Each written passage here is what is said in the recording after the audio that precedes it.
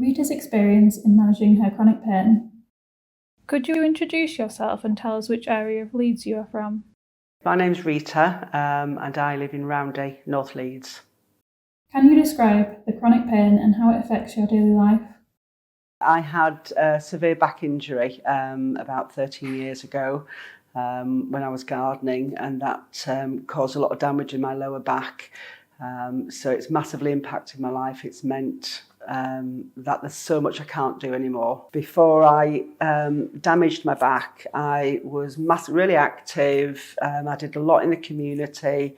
I worked part-time so I could be around for my children coming home from school, and then almost overnight, everything changed. The things that gave my life value, all of that stopped. I tried desperately to get back to work for, I think, about a year afterwards, because I just couldn't accept that I couldn't do the things that I used to do.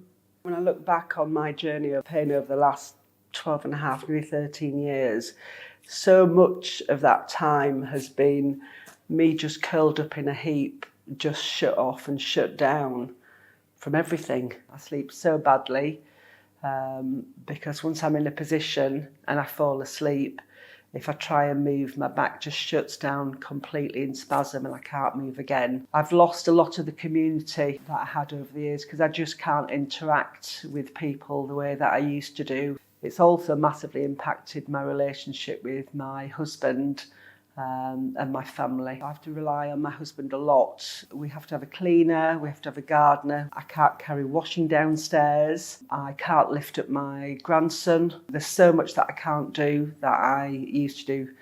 What do you do to manage your chronic pain? I have tried so many different things. There's the medication which obviously includes the Transtech patches, the tramadol, and the antidepressants. I've had caudal injections, I've had facet joint injections, I've had ablations, I've had massages that I've paid for privately.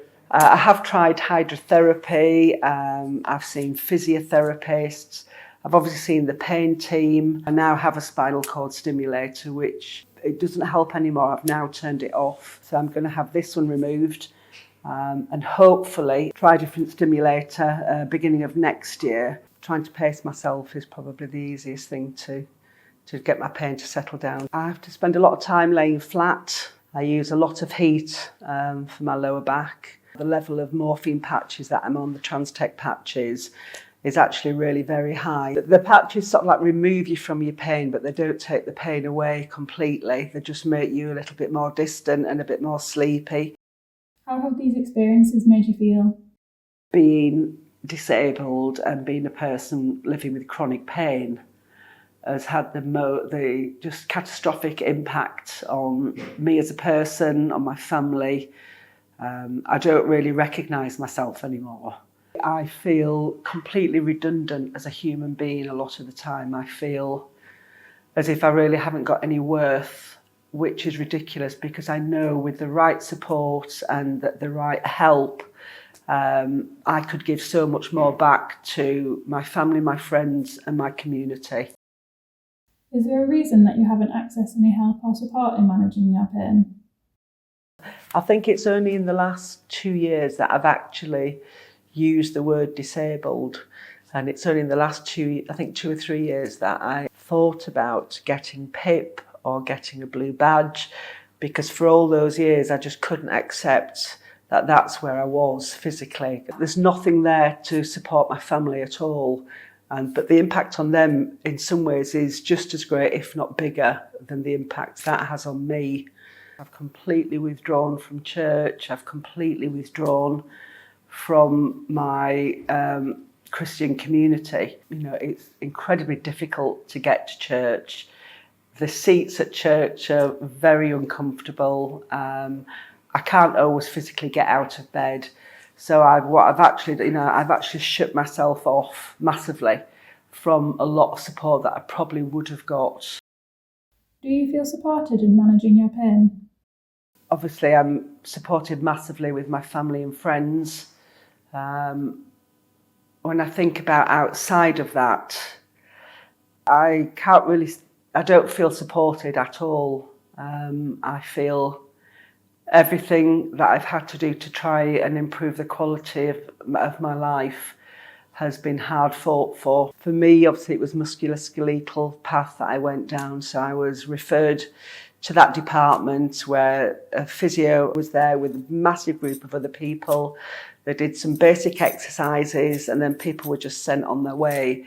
And that was all I had for a long time. So I was left in a huge amount of pain. My orthopaedic surgeon, I had to try and go privately to get an appointment to go and see him. I am under the pain clinic in Leeds now, but again, that was something that I overheard. I had no idea that was available. I have recently had some conversations with the community pain management team. Even though they were very sympathetic when I spoke to them, it just felt like a tick box exercise, really. So everything I've done, I've had to try and seek out and find for myself. There doesn't seem to be a good pathway for people to, okay, if you've had pain for this length of time, then maybe you should be part of this clinic. What aspects of care or support have you valued the most?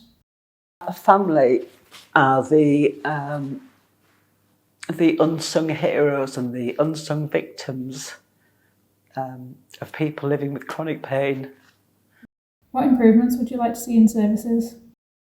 I think it would be incredibly useful for people suffering with chronic pain to have an advocate attached, responsible for them to help them navigate the system and to help them access the services and therapies that might be available. There are lots of different trials that people could access if they knew about it. I think having some sort of central database or where anything that could help anyone is put in, the pain clinic, the community pain teams, your GP, your pharmacy, your district nurse, your talking therapies, your hydrotherapy, if all of these can be brought into or under a similar sort of heading and feed into it, then maybe we would get people their pain reduction and maybe get them back into the community. A massive saving on resources, people's mental health, the impact on family. To have some sort of talking therapies. Even things like local community projects where they have art classes or just to get people's minds working again and to help people recognise that they are, valid members of society. Thank you to Rita for sharing her experience.